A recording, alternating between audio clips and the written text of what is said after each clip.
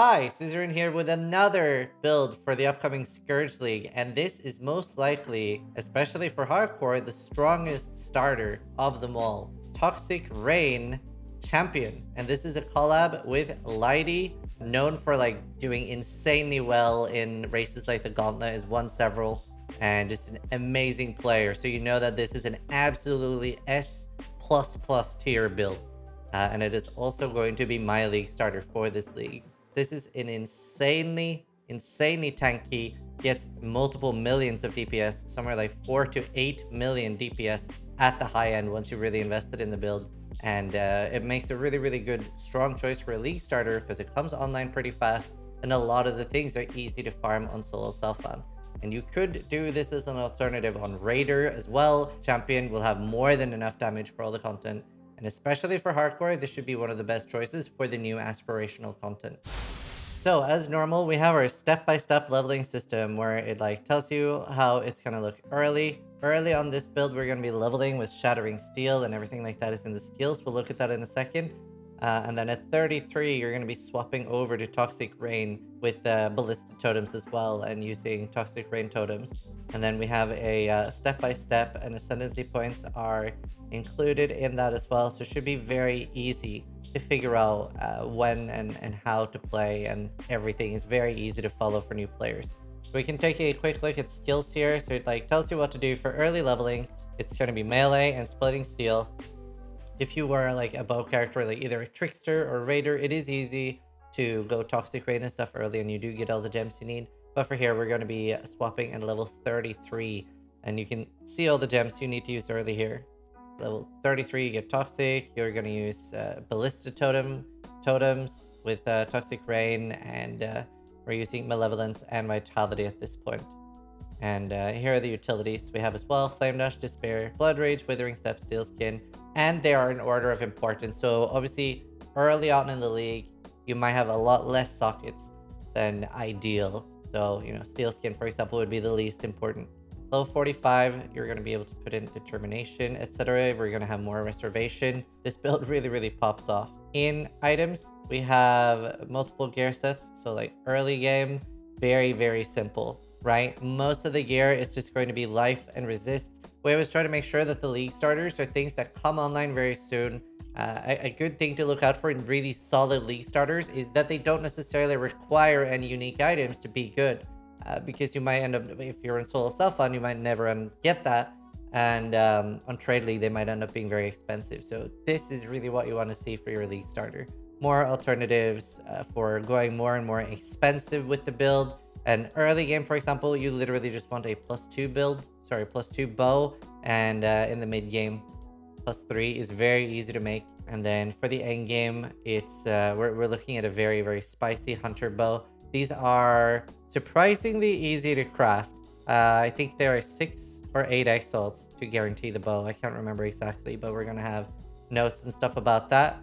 The notes section, we're going to be updating this and adding even more to this before release. So extremely strong build.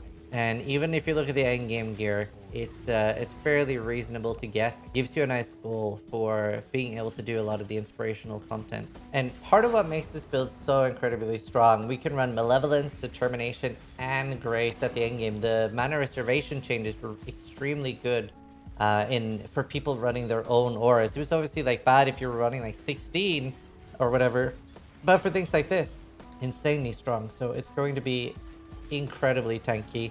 We are also getting 100% spell suppression, so you can see there that we're only going to be taking half damage whenever you are hit by a spell. So this build doesn't get a large amount of regen and recovery, right? You're not going to want to stand in degen pools, for example, a chieftain might be able to just tank that. However, on this build, you're going to be relying a lot on life blasts, and since we can't use our jade, granite, etc. repeatedly in a lot of boss fights, you often want to switch out for multiple life blasts, and then you can spec in points that have life recovery on the skill tree. The Pantheon we're not going to use because we want our shock immunity from the Pantheon. So a really nice thing, especially with the new mastery system for this build and with sustain. Sadly, you are always using a mana flask on this build. However, something that's really nice is with the new flask mastery, you can take the life flask gain 1 charge every 3 seconds and mana flask gain a charge every 3 seconds. So at the end game, for example, Uber Elder, Maven, and things like that, all bosses that are very easy with this build, that you could look at having 3 life flasks and 2 mana, and you are never going to run out of mana flasks, and ideally not life flasks. How's the socket pressure on this build? Like, are there too many gems to equip? No, it should be like very easy to fit everything. Obviously, worst case scenario, you could drop any gems from your ballista totem and it wouldn't exactly break the build, but ideally you do want to keep those. And you can drop the life tap and second wind setup from your flame dash. As far as mana issues, yes, the build has mana issues. You're basically tied to having a eternal mana flask for the entire build. So obviously it's not ideal, but we just don't really have a good way of solving mana on this. As far as useful leveling uniques, you do have the silver bow and silver branch and stuff like that. However, quill rain is a lot better. It's just really good early. Obviously it can be a little bit intense on mana, but honestly quill rain shines with toxic rain and is great early. Other than that, it's your normal stuff like a +2 tabula would be really good. You could get +2 duration, for example, and that would be insanely large amounts of damage on toxic rain, and you just have your normal 70 step wanderlust gold rim. So for quality of life and defense, again, this build is running so many auras. It's incredibly tanky, and we're getting Fortify, and we're getting the Defiance banner. This build is like an insane amount of effective HP, as well as rocking a crazy amount of damage. So it's just really strong. It's definitely one of the best choices, no matter what league you're going to play. So for sustain on this build, it's a little rough since we are only using flasks basically for sustain. You can drop your Defiance banner as well, and that will last for a very long time and give you some regen. It would be pretty hard to fit something like Vitality in the build, even with the Life Mastery. So again, it won't have like the most amazing sustain outside of Flask. Expensive things for this build, obviously the early game is like, it's very nice to do SSF and everything is doable SSF, but this is going to be a very popular build, so buying things might be expensive. Crafting the end game like Hunter Bow is either 7 or 9 exalts. You can use 7 raw exalts and 2 Leo slams with exalts there. Another thing that's going to be really expensive for this build is going to be an Empower. Seeing as they've changed the drop rates and stuff, the Empower is just absolutely skyrocketed in price. It's hard to find on Soul Self-Found. I didn't find a single one all of last league.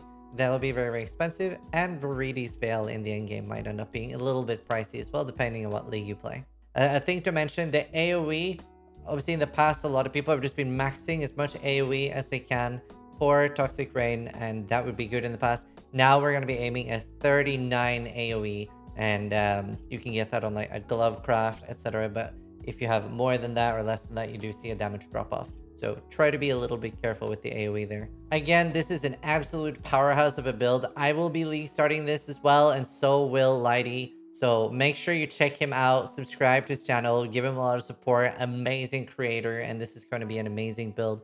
And you'll be able to ask both of us for questions when the league goes live, since we're like, this is a very solid starter. It gives you a really good start. Again, I hope you guys are enjoying all of the Scourge League starters, and let me know if you're planning on playing this one in the comments down below. Thank you guys so much for all the support. Sub if you liked the video, but more importantly, try to die less than I do.